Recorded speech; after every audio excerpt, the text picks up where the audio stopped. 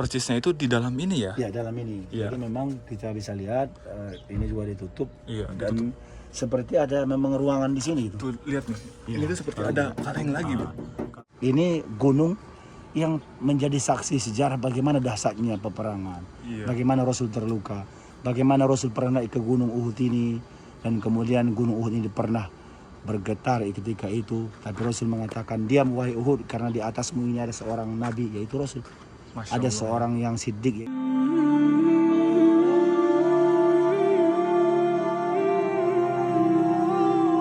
Assalamualaikum warahmatullahi wabarakatuh. Kembali lagi bersama Erwin Ismail.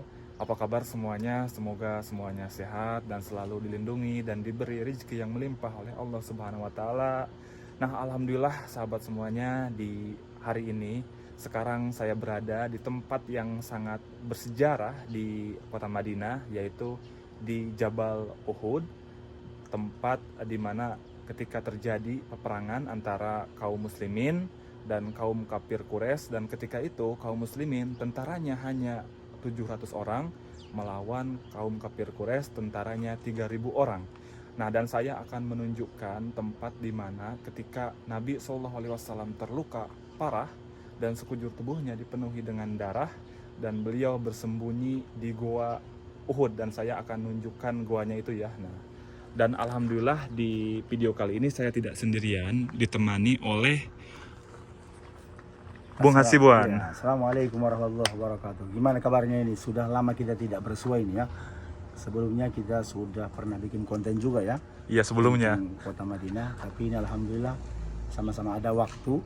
Iya. Sudah sebenarnya sering juga janjian. Iya. Tapi belum ada rezekinya ini. Dan alhamdulillah sekarang dipertemukan lagi sama YouTuber senior ya ini, Bung Hasibuan. Bukan senior ini. Iya. Junior. Jadi kita ini alhamdulillah berada di lokasi satu goa sebenarnya di sini. Iya. Tempat baginda Nabi besar Muhammad dirawat sesudah terluka di perang Uhud. Karena dahsyatnya peperangan Uhud itu sampai-sampai melukai wajah Rasul. Iya. Pelipisnya itu terluka, Terluka. giginya patah, bahkan bagian paha yang hadapan itu sempat istilahnya Robek ya? Robek dan terluka bagian ini karena dia benar-benar menjadi target utama orang-orang musyrik atau yang sering disebut tentunya Iya. kaum kufar ya. Iya. Mereka berusaha membunuh Rasul, tapi akhirnya karena tentu para sahabat-sahabat ini sangat mencintai Rasulullah ya, Iya. sehingga mereka berusaha menyelamatkan Rasul. Dan sesudah terluka di sana di lokasi peperangan Uhud, termasuk mereka selamatkan di gua ini dan disinilah dirawat.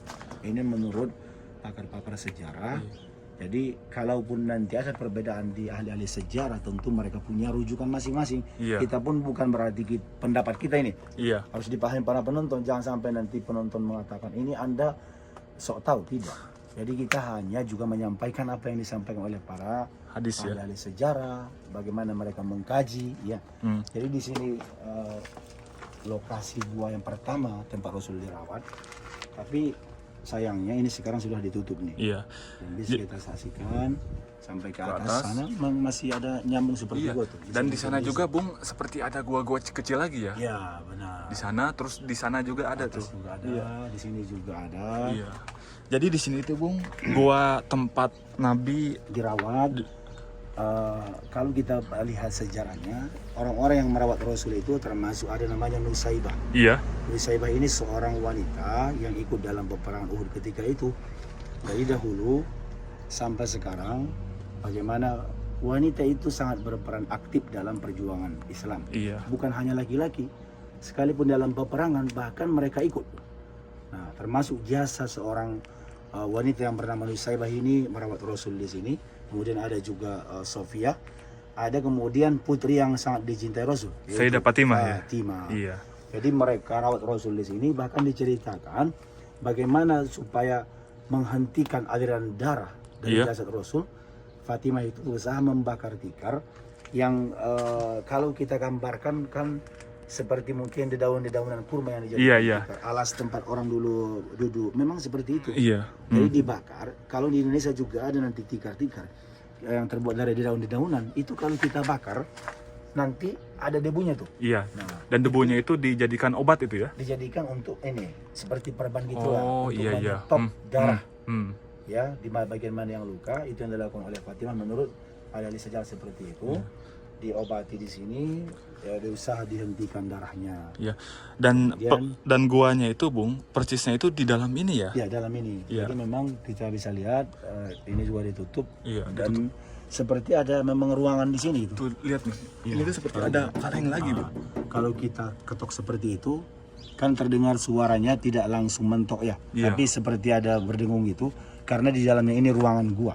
Iya. Nah, Dan ada yang mengatakan juga, Iya. yang saya dengar dari cerita-cerita bahwa di gua di dalam ini wangi, wangi. dari bekas darah Nabi yang bercucuran, Bung ya. Masya Allah. Hmm. Itu tentunya jasad Nabi itu Hmm. diceritakan juga dalam hadis bagaimana semua jasad Nabi itu aromanya itu wangi. Iya, iya. Bukan hanya darahnya, jangankan darah ya, bahkan yang kita kira mungkin kalau bagi kita manusia biasa itu Hmm. aromanya bau,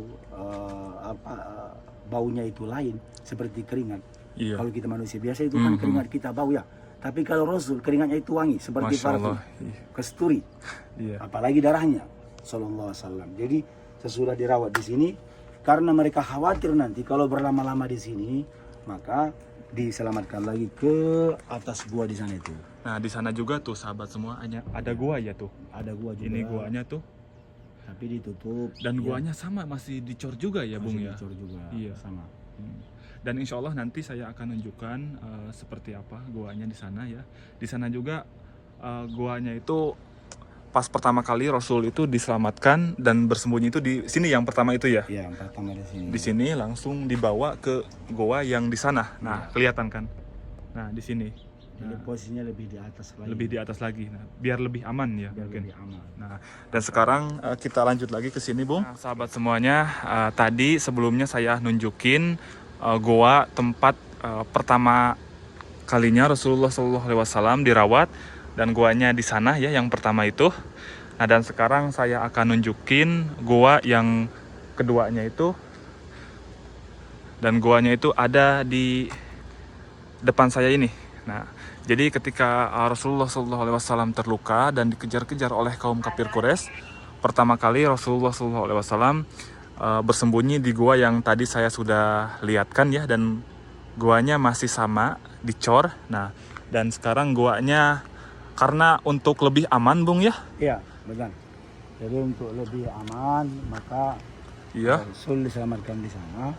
Namun sampai hari ini memang ditutup. Tapi cerita yang kita dengar dari sekian banyak orang yang sudah pernah datang ke sini itu, Iya. bagaimana mereka merasakan aroma yang sangat wangi ini di lokasi gua ini juga. Iya. Jadi di sana itu, Bung, memang guanya itu wangi ya, Bung ya. Wangi. Iya. Wanginya itu seperti apa, Bung, kira-kira, Bung? Nah. Kalau kita merujuk kepada bagaimana aroma-aroma yang disukai oleh Rasul itu, kemudian juga bagaimana keringat Rasul itu seperti mana kasturi. Mani kasturi Tapi ya. sebenarnya tidak bisa digambarkan secara detail bagaimana aroma jasad baginda Nabi Muhammad Iya. SAW. Nah, dan ketika itu, Bung, kan Nabi ketika terjadi peperangan Uhud, Iya. dan beliau dibawa ke sini dan diselamatkan di gua ini. Nah, oleh siapa sahabat Nabi yang menyelamatkannya itu? Sayyidina Ali termasuk yang menyelamatkan Rasul. Iya. Kemudian beliau juga yang berusaha mencari air untuk membasuh luka baginda Nabi, sehingga dia mencari ke belakang sana itu. Iya. Disebut namanya mihros. Adalah mihros itu satu lubang di antara bebatuan-bebatuan yang biasanya tempat air berkumpul Iya. ketika turun hujan. Ya. Ya, air itu akan mengalir dari atas di antara bebatuan-bebatuan gunung Uhud. Iya. Kemudian dia akan ngumpul tuh ke bawah. Iya. Yang lebih rendah biasanya dan dia di antara bebatuan. Maka itu namanya mihros. Mihros ya. Itulah yang diambil oleh Sayyidina Ali Hmm. dan dibasuhlah luka Rasul di atas sana. Di atas sana ya. Iya. Nah, ada yang saya tanyakan, Bung. Iya. Nah, ini alasannya, Bung ya.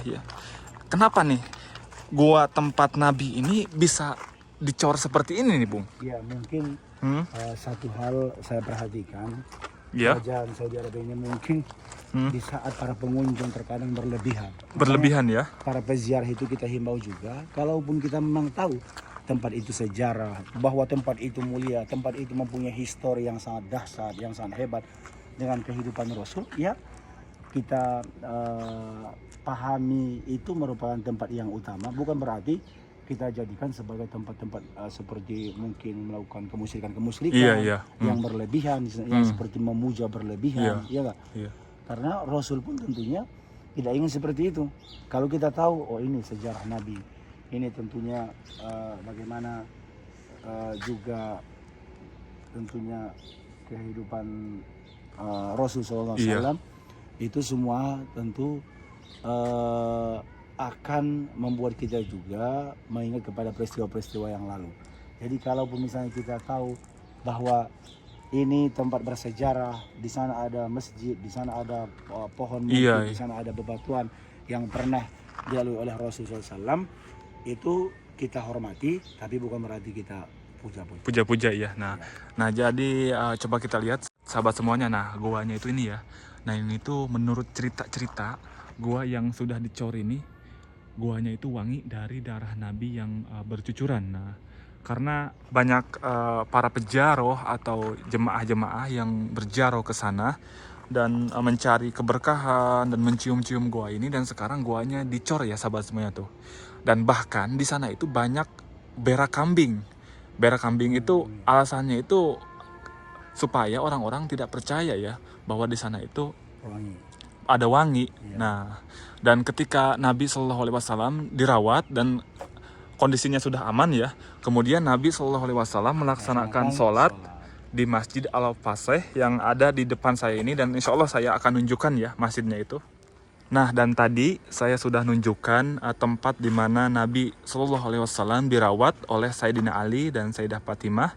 Nah, dan sekarang saya mau nunjukkan tempat Nabi Shallallahu Alaihi Wasallam ketika terluka parah, beliau masih bisa melaksanakan sholat, yaitu sholatnya itu di Masjid Al-Fasih. Dan di sini juga disediakan pelangnya ya Bung ya? Ya, pelang tanda keterangan di sini bahwa disebutkan dalam kitab-kitab sejarah, itu artinya ya, tuzkar kutub as-sirah anna Nabi sallallahu alaihi wasallam shalla fil masjid alladhi yaqa'u fi Uhud. Jadi disebutkan dalam kitab-kitab sejarah Rasul itu sholat di masjid yang terletak di kaki bukit Uhud. Kaki bukit Uhud ya. Di Al-Jarrah. Jadi di Sya'bu Al-Jarrah itu, ini nama lain daripada ini juga lokasinya. Iya. Dan itu persis di bawah atau berkaitan dengan Gunung Uhud. Iya. Sesudah ba'da inqidha al-qital yaum ghazwati Uhud. Jadi sesudah selesainya pertempuran Uhud itu sendiri. Iya. Jadi Rasul di sini melaksanakan sholat. Dan insya Allah saya akan nunjukkan ya bersama Bung Hasibuan tempat di mana Rasul meskipun dalam keletihan, terluka parah, dalam kondisi peperangan, iya masih bisa untuk melaksanakan sholat. Iya. Luar biasa ini, agar menjadi pelajaran bagi kita ya. Kita pun ya meminta kepada Allah agar kita bisa terus untuk menjaga sholat kita seperti Rasul SAW. Ini dia, bisa mungkin diarahkan kamera ke hadapan. Nah, di sana terlihat seperti ada bentuk mihrabnya di zoom dulu. Ini mihrabnya ya Bung ya? Ya, berarti ini kan masjid. Masjid itu mempunyai mihrab, artinya posisi imam biasanya berdiri. Dan memang di sekelilingnya ini dengan batu-batu yang disusun seperti itu, bisa kita lihat batu-batu dari bebatuan kecil-kecil Bung ya? Justru dari bebatuan Uhud ini. Jadi batu Uhud ini pun sangat bersejarah. Bahkan dari tanah Gunung Uhud ini, itu ada yang pengrajin tangan di Madinah ini menjadikan bagian batu ini tasbih. Masya Allah, dan dijual sangat mahal di hadapan Masjid Nabawi. Karena mengingat kepada ini gunung yang menjadi saksi sejarah bagaimana dahsyatnya peperangan, bagaimana Rasul terluka, bagaimana Rasul pernah naik ke Gunung Uhud ini, dan kemudian Gunung Uhud ini pernah bergetar ketika itu, tapi Rasul mengatakan, diam wahai Uhud, karena di atasmu ini ada seorang Nabi, yaitu Rasul. Ada seorang yang siddiq, yaitu Abu Bakar. Ada dua orang yang akan syahid, yaitu Umar bin Khattab dan Utsman bin Affan. Maka sampai sekarang juga pendinding masjid ini pun diambil dari batu-batu Gunung Uhud, kita lihat. Iya tuh batu-batunya itu. Batunya pun agak kemerah-merahan. Gitu. Kelihatan nggak? Iya kelihatan ini Bung. Masya Jadi Allah. batunya itu agak kemerah-merahan ya Bung ya. Iya. Nah, Berbeda dengan dari batu pegunungan-pegunungan lain. yang lain ya. Yang hitam-hitam Iya. biasanya. Jadi disinilah ya Bung tempat Rasul. ketika terluka parah Iya. dan keletihan di peperangan Uhud, beliau masih bisa menyempatkan sholat di sini Bung ya. Masya Allah itu. Iya. Luar biasa. Ya. Jadi panutan. Jadi sahabat semuanya, inilah Masjid Al-Faseh, masjid yang sangat bersejarah di kota Madinah, tempat di mana Rasul melaksanakan sholat ketika terluka parah di peperangan Uhud ya. Nah, dan Bung Hasibuan, doa-doanya untuk subscriber Erwin Ismail apa nih? Ya, tentu dari tanah suci Madinah, dari tempat yang bersejarah ini semua masih juga tanah haram. Iya. Kita doakan semua para penonton kita, penonton Bung Has dan juga penonton Erwin Ismail ini, semoga diberikan Allah rezeki yang berkah berlimpah. Amin ya rabbal Diberikan Allah alamin. kesehatan, diberikan Allah kemampuan untuk datang ke kota Madinah dan Makkah dalam pelaksanaan umrah dan haji. Amin ya rabbal Bersama alamin. keluarga yang dicintainya insya Allah, dan semoga kita terhindar dari fitnah hasad dengki manusia, dari mara bahaya insya Allah. Semoga kita semua dibahagiakan Allah Subhanahu wa taala hingga ke surga al-firdaus. Amin ya rabbal alamin. alamin. Amin. Nah, Oke, seperti itu. Nah oke sahabat semuanya, jadi seperti inilah ya tempat yang sangat bersejarah sekali untuk umat Islam, yaitu tempat dimana ketika Nabi terluka dan bersembunyi dirawat oleh para sahabatnya. Nah oke sahabat semuanya, cukup sekian saja untuk di video kali ini, semoga bermanfaat. Jika kalian suka sama videonya, jangan lupa di subscribe, di like, di komen, dan jangan lupa juga mampirnya ke channelnya Bung Has. Sekarang kita buat namanya Bung Has. Bung Has ya, diganti. Iya, udah diganti, diringkas gitu. Iya. Bung Has, katanya karena lebih keren gitu. Iya. Jadi mampir ke situ. Nah, jangan lupa di subscribe channelnya Bung Has ya. Yes. Nah oke, sampai jumpa lagi di episode selanjutnya. Assalamualaikum warahmatullahi wabarakatuh.